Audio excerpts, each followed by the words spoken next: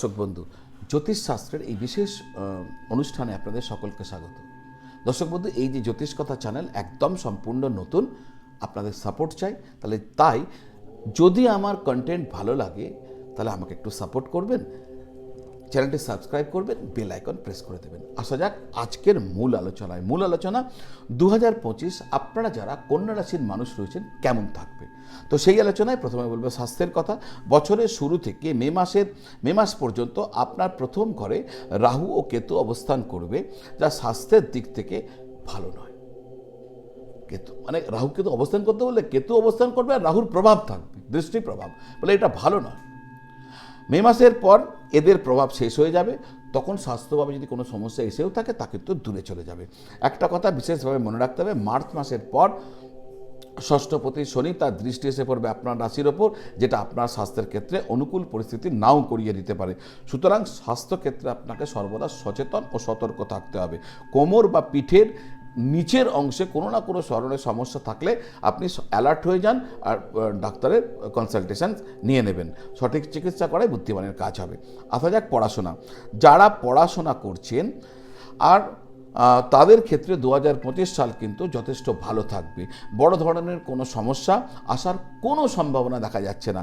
মে মাসের মাঝামাঝি সময় উচ্চশিক্ষার কারক গ্রহ বৃহস্পতির নবম দৃষ্টি আপনার পঞ্চম ভাবে থাকবে। মে মাসের মাঝামাঝি সময় পর্যন্ত উচ্চশিক্ষার কারক গ্রহ বৃহস্পতির নবম দৃষ্টি আপনার পঞ্চম ভাবে থাকবে। লেখাপড়ার ক্ষেত্রে আপনি যথেষ্ট ভালো সুফল পাবেন। এই কারণে মে মাসের মাঝামাঝি সময়ের পর বৃহস্পতি আপনার দশম ভাব অর্থাৎ কর্মক্ষেত্রে আসবেন।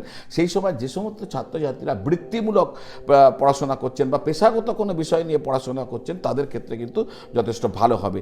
যারা উচ্চশিক্ষা অর্জনের জন্য প্রয়াসরত রয়েছেন তারা কিন্তু যথেষ্ট সাফল্য পাবেন 2025 সালে। আসা যাক কেরিয়ারের কথায়।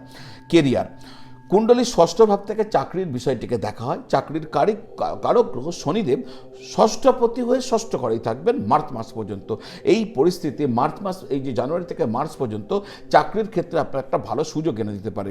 মে মাসের পর রাহুর ষষ্ঠভাবে যে গোচর হবে সেটা কিন্তু আপনার কাজের ক্ষেত্রে, চাকরির ক্ষেত্রে কিছু বাধা নিয়ে আসতে পারে। যারা চাকরি পরিবর্তনের কথা ভাবছিলেন 2025 সাল তাদের জন্য লাভদায়ক হতে পারে। যারা ব্যবসা করছেন তাদের ব্যবসাতে কিছুটা মন্দা দেখা দিতে পারে, কারণ শনি আপনার ব্যবসার ঘর অর্থাৎ সপ্তম ঘরে গোচর করবেন। মে মাসের মাঝামাঝি সময়ের পরে বৃহস্পতি আপনার দশম ঘরে আসবে। সাধারণত দশম ঘরে বৃহস্পতির গোচর শুভ বলে মনে করা হয় না, ওই কারণে ব্যবসার ক্ষেত্রে আপনাকে সচেতন থাকতে হবে, সতর্ক থাকতে হবে, ভেবেচিন্তে এগোতে হবে বিনিয়োগের ক্ষেত্রে। কিন্তু একটি ভালো গ্রহ পরিস্থিতি এখানে থাকবে, সেটা হচ্ছে আপনার রাহুর সপ্তমভাবে যে প্রভাব এতদিন চলছিল না সেই প্রভাব কিন্তু থাকবে না, সেটা সরে যাবে। ফলে কিছুটা হলেও ভালো এটা। আর্থিক স্থিতি 2025 সাল আর্থিক ক্ষেত্রে কিন্তু অনুকূল থাকতে চলেছে।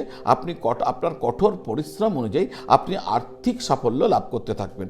আপনার একাদশ ঘরে এবং দ্বিতীয় ঘরে কোনো নেতিবাচক গ্রহের দীর্ঘমেয়াদী প্রভাব নেই, ফলে আপনি আপনার ব্যবসা বা চাকরিতে আপনার পরিশ্রম ও যোগ্যতা অনুযায়ী ভালো পরিমাণ অর্থ সংগ্রহ করতে সক্ষম হবেন। মে মাসের মাঝামাঝি যে সময় পর্যন্ত ধন সম্পদের কারক গ্রহ বৃহস্পতির নবমে গোচর আপনার জন্য আনুকূল্যতা এনে দেবে। এরপরে বৃহস্পতি কর্মের ঘরে গোচর করে আপনার ধন সম্পদের ঘরকে দেখবে, যা আপনাকে অর্থ সঞ্চয় করতে সাহায্য করবে। 2025 সালে আপনি আপনার উপার্জন অনুযায়ী যথেষ্ট অর্থ সঞ্চয় করতে সক্ষম হবেন। বৃহস্পতি আপনার সঞ্চিত অর্থকে রক্ষা করতেও সাহায্য করবে। আসা যাক গাড়ি, বাড়ি, ভূসম্পত্তি। কন্যা রাশির জাতক জাতিকাদের জন্য এই বছরের প্রথম ভাগ জমি জমা, ঘর বাড়ি, ফ্ল্যাট ইত্যাদি কেনার ক্ষেত্রে ভালো। চতুর্থ ঘরের অধিপতি বৃহস্পতি মে মাসের মাঝামাঝি পর্যন্ত ভাগ্যের ঘর নবম ঘরে থাকবেন। ফলে যারা বাড়ি ঘরদোর কেনার চেষ্টা করছেন বা জমি জমা কেনার চেষ্টা করছেন তাদের সেই চেষ্টা ফলপ্রসূ হতে পারে। যারা গাড়ি কেনার চেষ্টা করছেন শুরু থেকে মার্চ মাস পর্যন্ত যে সময়, সেটা কিন্তু যথেষ্ট ভালো সময়।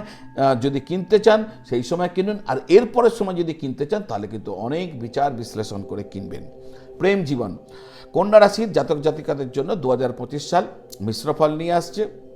পঞ্চম ঘরের অধিপতি শনি বছরের শুরু থেকে মার্চ মাস পর্যন্ত ষষ্ঠ ঘরে থাকবেন।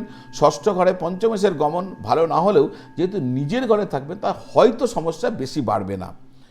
মার্চের পরে শনি সপ্তম ঘরে প্রবেশ করবেন, ফলে প্রেম বিবাহ করতে ইচ্ছুক লোকেদের জন্য এটা একটা ভালো স্থিতি, প্রেম বিবাহ সম্পন্ন হতে পারে। বিবাহ এবং দাম্পত্য জীবন বছরের প্রথম অংশে যারা এখনো বিয়ে করেননি তারা যদি চেষ্টা করেন তাদের বিয়ে হয়ে যেতে পারে, এমনই কিন্তু দেখা যাচ্ছে। মে মাসের পর যেহেতু বিবাহের সম্ভাবনা কম, তাই উচিত হবে আপনাদের মে মাসের আগেই যাতে বিয়ে হয়ে যায় সেই ক্ষেত্রে লক্ষ্য রাখার বা তার জন্য চেষ্টা করার। দাম্পত্য ক্ষেত্রে বছরটি মিশ্র ফলদায়ক হতে চলেছে। মে মাসের পর থেকে রাহুকেতুর প্রভাব সপ্তম ঘরে থাকার কারণে নানা রকম ভুল বোঝাবুঝি, নানা রকম বাদ বিবাদ, উত্তেজনা আপনাদের সম্পর্কের মধ্যে দেখা দিতে পারে, তাই সতর্ক থাকার পরামর্শ দেওয়া হচ্ছে। শনির উপস্থিতিও সম্পর্কের মধ্যে জেদ, একরকম মনোভাব এগুলো তৈরি করতে পারে, তাই সমস্যা যাতে না বাড়ে তার জন্য আপনাকে সতর্ক থাকতে হবে। এই হলো আপনাদের একটা পূর্বাভাস, আগাম পূর্বাভাস কন্যা রাশির মানুষদের জন্য 2025-এর জন্য। এটাকে সাথে নিয়ে এগিয়ে চলুন, যেখানে ভালো সেই ভালোটাকে পাওয়ার জন্য প্রচুর চেষ্টা করুন, যেটা খারাপ সেটাকে অ্যাভয়েড করার জন্য অ্যালার্ট হয়ে যান। তো আজ এই পর্যন্ত।